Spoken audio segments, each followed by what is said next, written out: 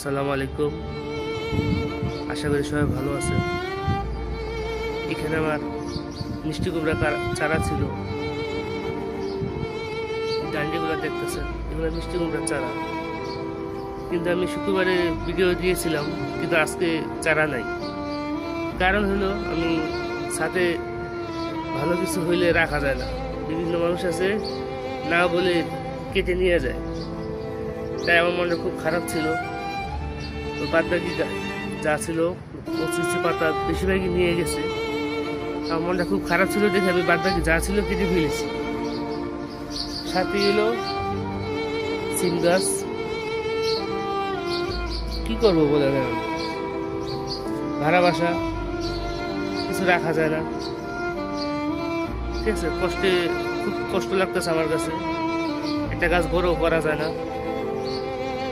সুন্দর সুন্দর ডোকা হয়েছিল, দেখিয়েছিলাম আপনাদেরকে। কি করবো এখন বলেন? তাই আমি রেখে জিতে বাদ বাকি যা ছিল কেটে ফেলছি। বেশিরভাগই নিয়ে গেছে, বেশিরভাগ জিনিস নিয়ে গেছে। কি করবো এখন? কাকে ধরবো? বাচ্চারা তো নেই, নিচে বড় মানুষ, এখন কাকে ধরবো বলেন? মনটা খুব খারাপ আসলে। গাছকে আমি ভালোবাসি, কিন্তু আমি গাছ রাখছি কষ্ট করে, কিন্তু এক একজনের ছিঁড়ে নিয়ে যায়।